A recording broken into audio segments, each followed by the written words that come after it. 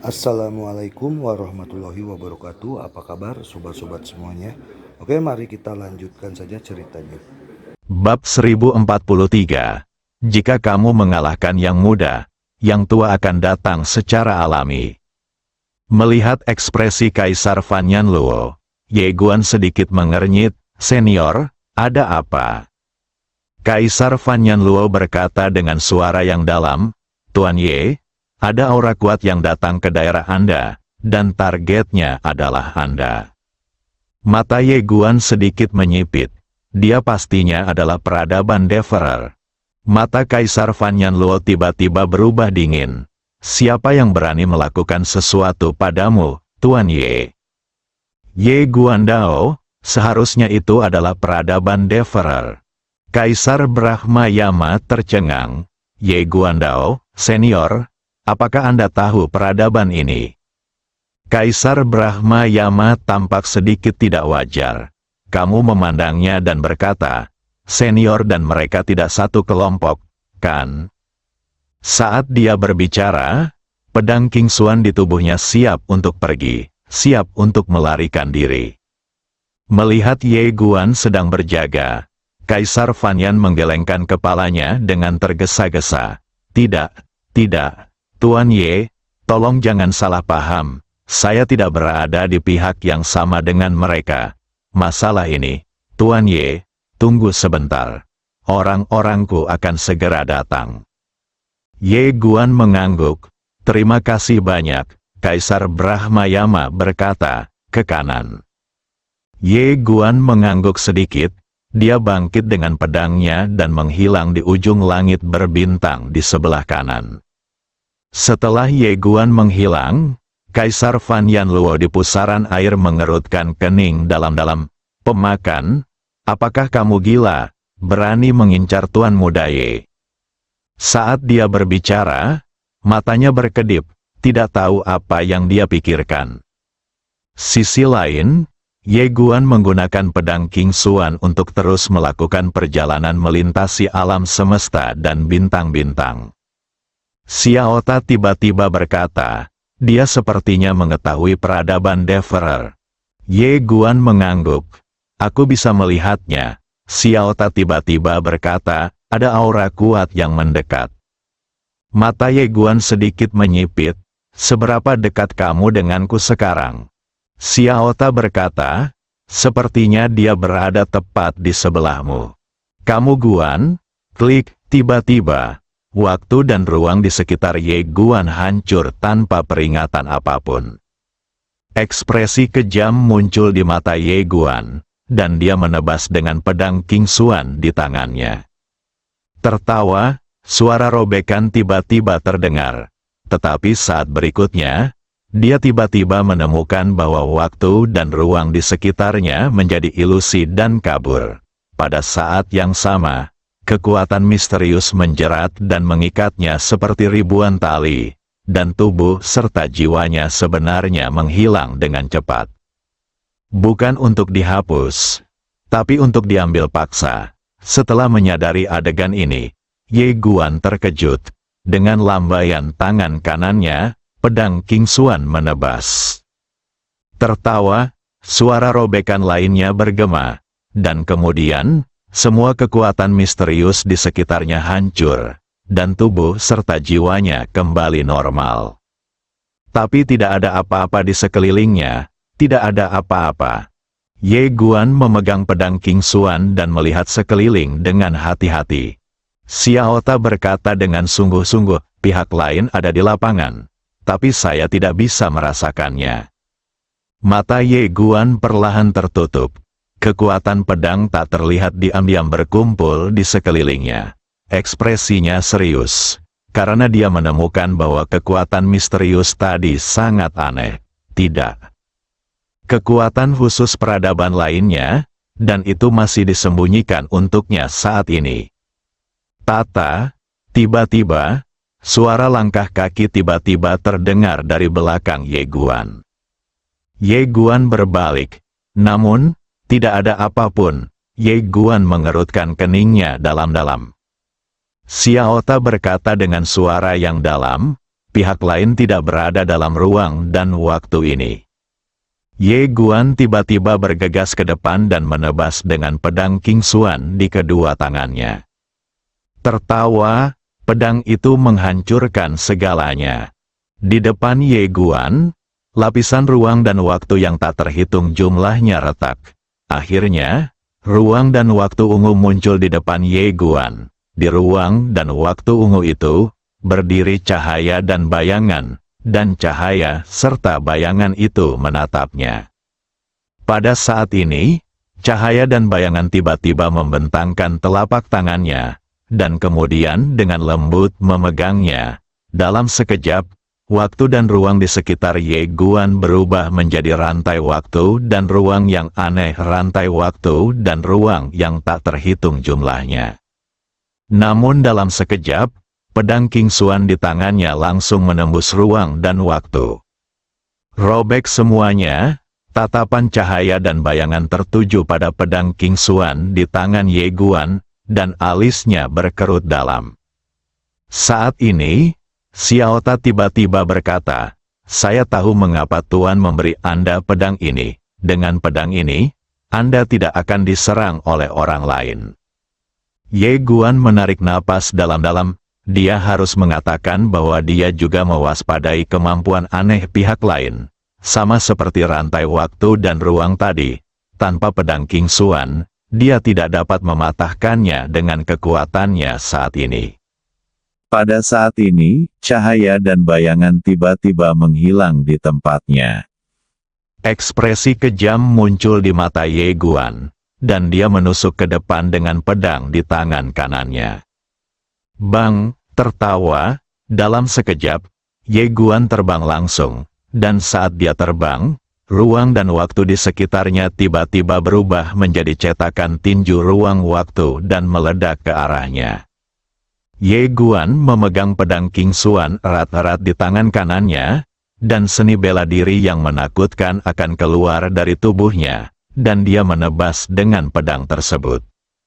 Bang! Segel tinju ruang waktu langsung hancur, dan dia sendiri mundur dengan keras lagi. Setelah berhenti, Ye Guan memikirkan sesuatu di benaknya, dan niat pedang kendo yang tak ada habisnya berayun keluar dari tubuhnya, memaksa ruang dan waktu aneh di sekitarnya untuk mundur. Ye Guan menarik napas dalam-dalam dan melihat ke sisi yang berlawanan. Tiba-tiba, cahaya dan bayangan menjadi ilusi. Di mata Ye Guan, niat membunuh tiba-tiba muncul. Saat niat membunuh itu muncul, darah iblis gila yang telah lama terdiam tiba-tiba mendidih darah. Satu pedang menentukan hidup dan mati, pedang ini keluar dengan niat membunuh yang luar biasa.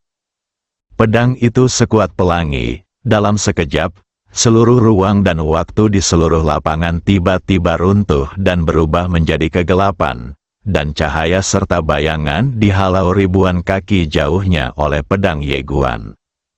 Setelah cahaya dan bayangan berhenti, dia perlahan-lahan menjadi padat, dia mengenakan jubah hitam. Dia menatap pedang King Xuan di tangan Ye Guan dan mengatakan sesuatu. Tapi Ye Guan sama sekali tidak mengerti apa yang dia katakan. Setelah pria berjubah hitam itu terdiam beberapa saat, dia berbicara lagi. Apa yang dikatakan pihak lain adalah bahwa pedangnya bukan milik peradaban tingkat rendah dan dari mana asalnya. Meskipun Ye Guan secara paksa menekan garis keturunan gila saat ini, garis keturunan gila itu tidak lagi normal sejak terobosan terakhir.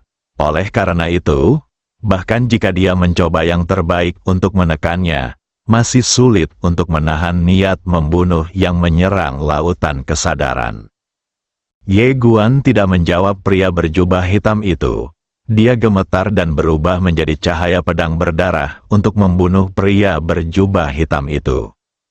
Satu pedang menentukan hidup dan mati. Dengan berkah dari garis keturunan dan kemauan pedangnya, kekuatan pedangnya tiba-tiba meroket. Ditambah dengan pedang King Xuan, pedang itu bisa langsung mengabaikan hukum beradab apapun. Pria berjubah hitam itu mengerutkan kening ketika dia melihat pedang Ye Guan datang, dan ada sedikit kesungguhan di matanya. Dia awalnya berpikir bahwa orang beradab tingkat rendah seperti itu bisa dicubit sampai mati kapan saja. Tapi dia tidak melakukannya. Coba pikirkan, orang dari peradaban yang lebih rendah ini memegang pedang dari peradaban yang lebih tinggi. Melihat pedang King Xuan di tangan Ye Guan, pria berjubah hitam tergerak oleh keserakahan. Dia membuka telapak tangannya, dan bola gas hitam tiba-tiba melayang dari telapak tangannya menjadi garis hitam. Sinar cahaya bergegas menuju Ye Guan. Saat gas hitam muncul, area galaksi di alam semesta mulai terkorosi, lalu berubah menjadi aliran gas hitam dan mengalir menuju area tempat Ye Guan berada. Namun, pedang Ye Guan dengan mudah merobek gas hitam itu, dan dia mencapai pria berjubah hitam itu dalam sekejap mata. Tapi saat ini, pria berjubah hitam telah menghilang begitu saja. Pedang Ye Guan gagal. Saat ini, dia dikelilingi oleh gas hitam yang tak terhitung jumlahnya. Ye Guan memegang pedang tegak di antara alisnya, dan darah serta pedang gila akan mengalir keluar dari tubuhnya, secara langsung memaksa kembali gas hitam yang tak terhitung jumlahnya.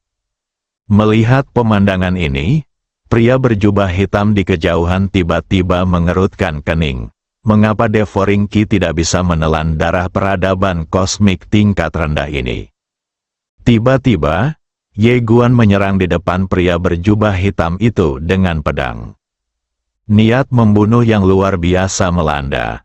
Pria berjubah hitam tidak memilih untuk menyerah kali ini, tetapi gemetar dan berubah menjadi seberkas cahaya dan memukul Ye Guan dengan keras. Cahaya pedang dan cahaya hitam meledak pada saat yang sama, dan Ye Guan dan pria berjubah hitam mundur dengan keras pada saat yang sama. Ketika pria berjubah hitam itu berhenti, dia mengerutkan kening dalam-dalam karena dia menemukan tangan kanannya terbelah dan darah hitam mengalir terus-menerus. Pria berjubah hitam perlahan mengangkat kepalanya dan menatap Ye Guan di kejauhan. Dia mengerutkan kening dalam-dalam. Orang ini sama sekali bukan dari peradaban kosmik tingkat 5. Ini perlu dilaporkan, Anda tidak bisa melawan diri sendiri sampai mati.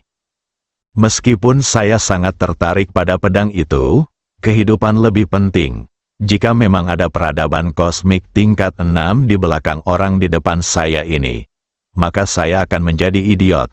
Bagaimanapun, dia hanyalah anggota kecil dari peradaban pemakan. Jika para petinggi ingin berdamai pada saat itu, kemungkinan besar dia akan menjadi orang buangan.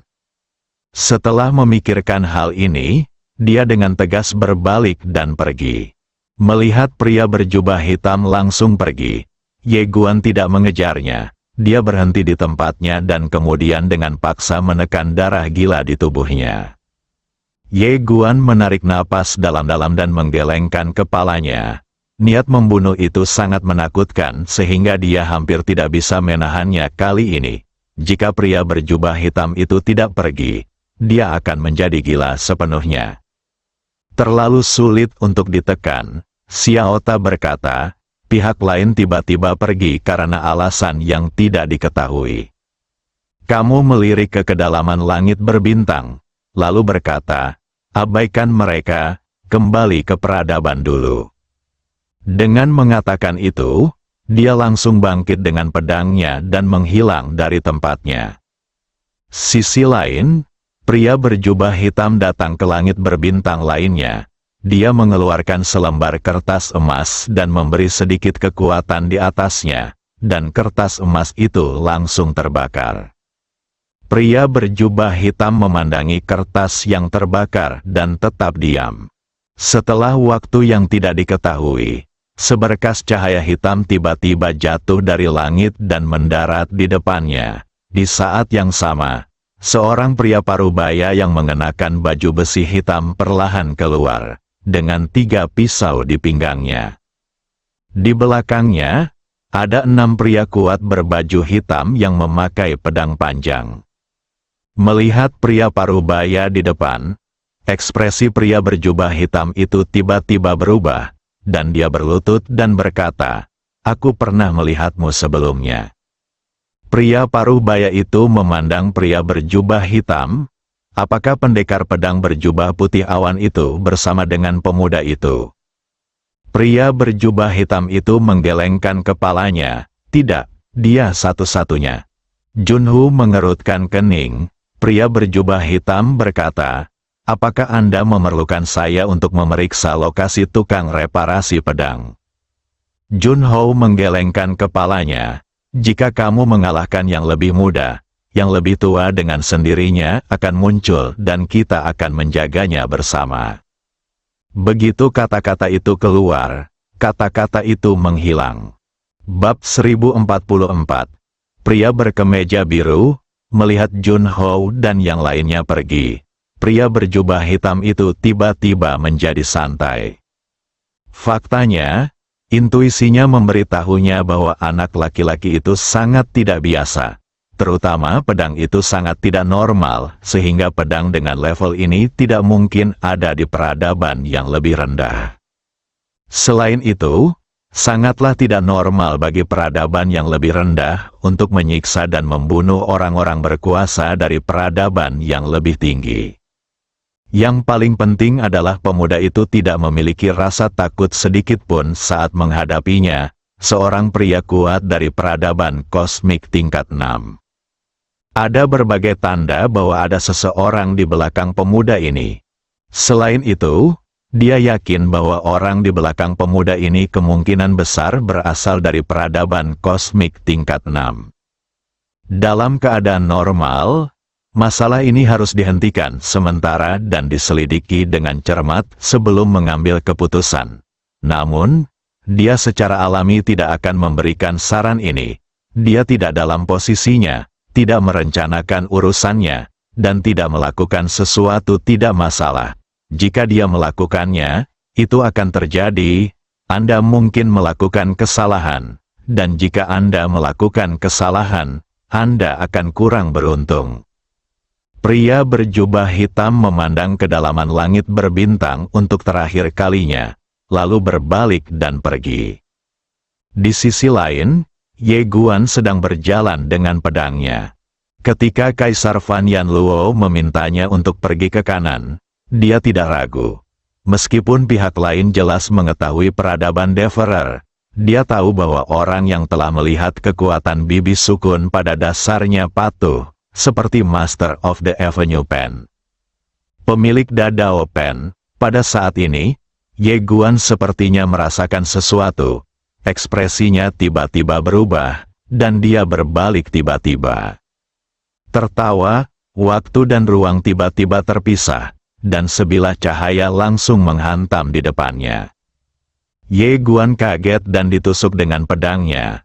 Sepotong cahaya pedang meledak, dan Ye Guan mundur puluhan ribu kaki begitu dia berhenti. Area ruang waktu tempat dia berada runtuh. Jejak darah perlahan mengalir dari sudut mulut Ye Guan. Dia mendongak dan melihat 7 orang perlahan berjalan keluar di ujung pandangannya. Wajah Ye Guan menjadi gelap. Astaga, tinggal 1, 7 datang. Jangan bicara tentang etika bela diri. Pemimpin Junho menatap Ye Guan. Tiba-tiba, dia menjadi ilusi. Di kejauhan, mata Ye Guan tiba-tiba menyusut. Bang! Sepotong cahaya pedang hancur, dan Ye Guan langsung terbang.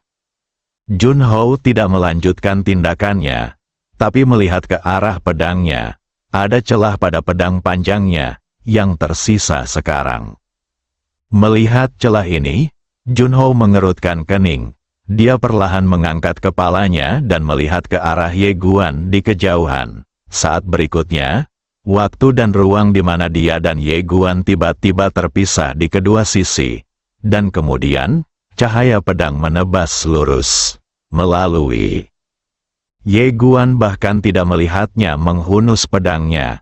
Kecepatan pisau ini beberapa kali lebih cepat dari sebelumnya. Ye Guan hanya bisa bertahan secara naluriah. Bang! Sepotong cahaya pedang lainnya hancur. Dan Ye Guan langsung terlempar oleh kekuatan mengerikan yang terkandung dalam pedang itu. Tepat ketika dia akan jatuh, tiba-tiba, dia melihat cahaya pedang jatuh tepat di atas kepalanya. Cepat saja, Ye Guan hanya bisa bertahan. Saat pisaunya jatuh, Ye Guan pingsan lagi. Namun, Junho kembali mengernyit karena ada celah yang dalam di pisaunya. Junho menatap pedang King Xuan di tangan Ye Guan di kejauhan. Niat membunuh muncul di matanya. Tepat ketika dia hendak mengambil tindakan, tiba-tiba, di belakang Ye Guan, area ruang waktu mendidih saluran transmisi itu perlahan ditata. Dan kemudian seorang wanita berbaju putih perlahan keluar. Di belakang wanita itu, ada 12 pria kuat berbaju perang. Melihat orang-orang ini, Junho sedikit bingung. Setelah wanita berbaju putih keluar, dia secara intuitif memimpin ke-12 pria kuat itu untuk membungkuk dalam-dalam kepada Ye Guan. Saya telah bertemu Tuan Ye. Ye Guan Dao, apakah Anda diutus oleh Kaisar Brahmayama? Gadis berbaju putih itu melirik ke arah Ye Guan dan berkata, kami di sini untuk menjemput Tuan Ye atas perintah Kaisar Fanyan. Di kejauhan, Raja tiba-tiba sedikit mengernyit, orang yang kembali itu beradab. Gadis berbaju putih itu melirik ke arah Junho dan berkata, Junho, Tuan Ye adalah tamu beradabku yang kembali. Junho menggelengkan kepalanya. Orang ini dan kultivator pedang berbaju putih membunuh orang-orang dari peradaban Devoring kita. Dia adalah musuh dari peradaban Devoring kita. Gadis berbaju besi putih menatap ke arah Junho. Dia adalah tamu beradab di kepulanganku. Junho juga menatap gadis berbaju putih itu. Setelah hening beberapa saat, dia tiba-tiba berkata, bunuh. Membunuh orang-orang yang kembali beradab. Jika wanita ini diizinkan membawa Ye Guan pergi, peradaban Deverer akan dipermalukan. Dalam peradaban setingkat mereka, wajah seringkali sangat penting. Setelah menerima perintah Junho, 6 orang kuat di belakangnya bergegas menuju Ye Guan dan yang lainnya. Wanita berbaju besi putih tidak takut sama sekali. Bunuh. 12 pria kuat di belakangnya bergegas keluar. Perang dimulai, wanita berbaju besi putih menoleh untuk melihat ke arah Ye Guan. Tuan Ye, silakan masuk ke susunan teleportasi. Ye Guan berkata dengan suara yang dalam, kamu. Wanita lapis baja putih itu menggelengkan kepalanya. Kami menunggu tidak terjadi apa-apa. Jadi saya ingin meminta Tuan Ye untuk maju secepatnya. Susunan teleportasi ini tidak dapat dipertahankan lama-lama. Kamu melihat sekeliling dan melihat bahwa 12 ahli peradaban yang kembali berada di atas angin. Tanpa ragu-ragu, dia berbalik dan berjalan menuju susunan teleportasi. Pada saat ini, Raja tiba-tiba menghilang dari tempatnya. Tertawa, suara robekan tiba-tiba terdengar. Wanita berbaju besi putih menghilang dari tempatnya hampir pada saat yang sama.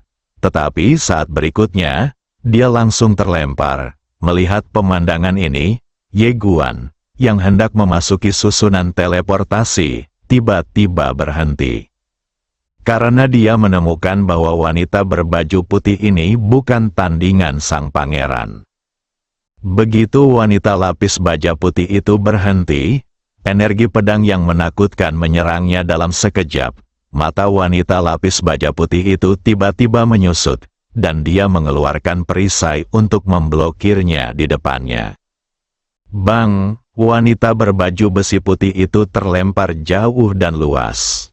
Junho itu hendak mengambil tindakan lagi, ketika cahaya pedang tiba-tiba menyambar di depannya.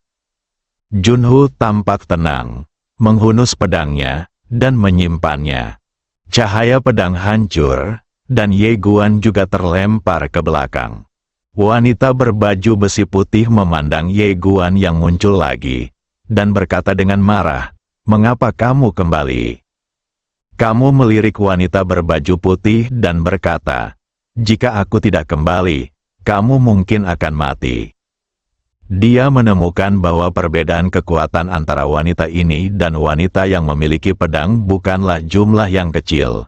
Wanita ini pasti tidak akan mampu menahan 10 gerakan di depan Jing Chu dan Fu Wu. Sedikit encer, pada saat ini, dia memahami bahwa peradaban kosmik tingkat 6 pun tidak semuanya kuat.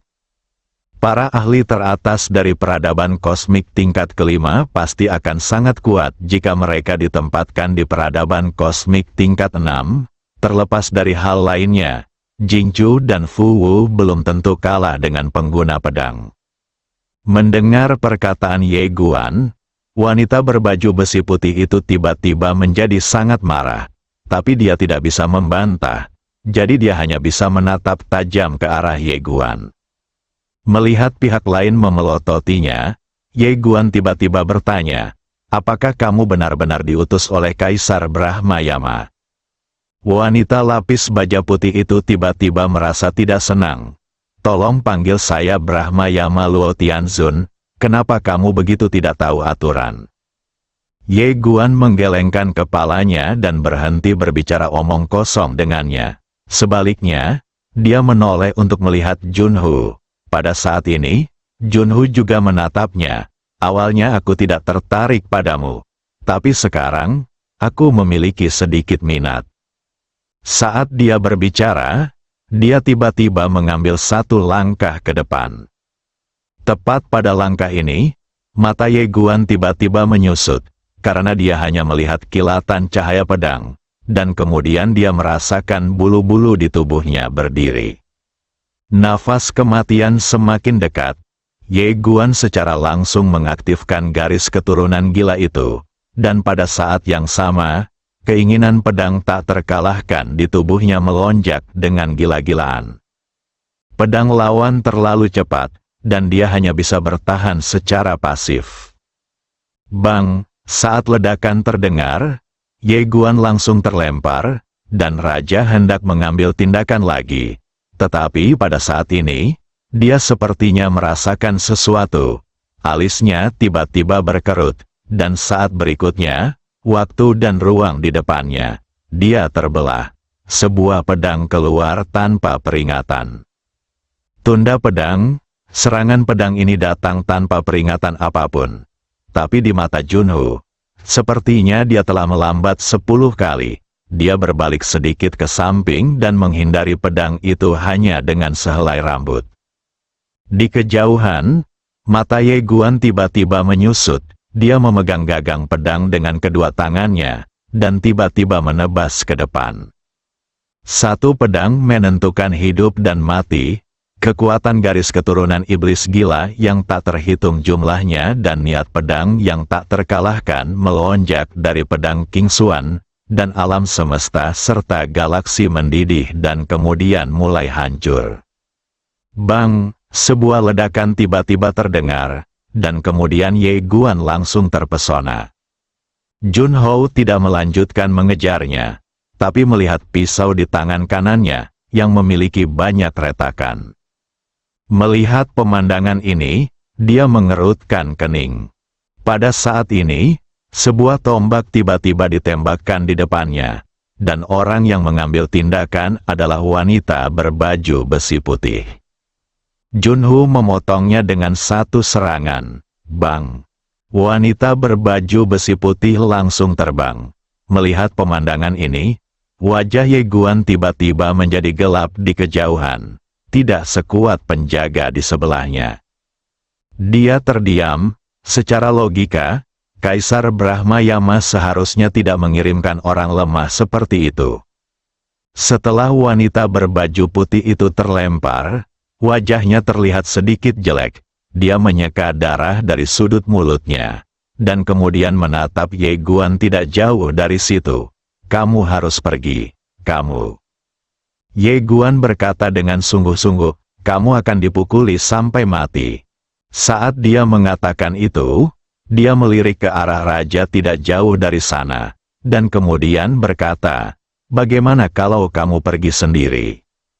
Pihak lain datang untuk membunuhnya, dan dia tidak ingin orang lain mati karena dia. Perbedaan kekuatan antara wanita berbaju besi putih dan wanita berpedang sangatlah besar.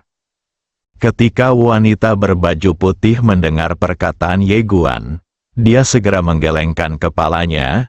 "Tidak, aku berjanji pada kakakku untuk menjemputmu. Jika aku tidak menjemputmu, kakakku akan dihukum." Ye Guan memandang wanita berbaju putih dan sedikit terkejut. "Apakah kamu di sini untuk saudaramu?" Wanita berbaju putih itu mengangguk, terlihat sedikit tidak wajar. Ye Guan benar-benar terdiam. Pada saat ini, raja di kejauhan tiba-tiba berkata, "Jangan berpikir untuk pergi." Ye Guan memandangi raja, yang tiba-tiba membuka telapak tangannya. Dalam sekejap, sejumlah energi darah berkumpul di tangannya, yang merupakan kekuatan garis keturunan gila Ye Guan. Junho melirik kekuatan garis keturunan, lalu menatap Ye Guan. "Kekuatan garis keturunanmu agak menarik. Sepertinya nenek moyangmu memiliki sesuatu." Ye Guan memegang pedang King Xuan erat-erat di tangan kanannya, siap untuk mengambil tindakan kapan saja. Tetapi pada saat ini, Junho tiba-tiba mencabut pedang dari pinggangnya yang belum pernah ditarik sebelumnya. Dia energi darah yang memegang pisau pada Ye Guan. Melihat adegan ini, Ye Guan sedikit bingung. Junho menatap Ye Guan. Matanya setenang air. "Aku akan menunjukkan kepadamu teknik pedang khusus yang aku ciptakan untuk membunuh leluhur." Setelah mengatakan itu, dia menebas dengan pedangnya. Melalui kekuatan darah, langsung potong sumber darahnya. Jauh di langit berbintang yang jauh, seorang pria berkemeja biru tiba-tiba berhenti. Saat berikutnya, ruang dan waktu terbelah di depannya, dan kemudian, pisau hitam merah menebas tepat ke arahnya. Pria berkemeja hijau bersambung.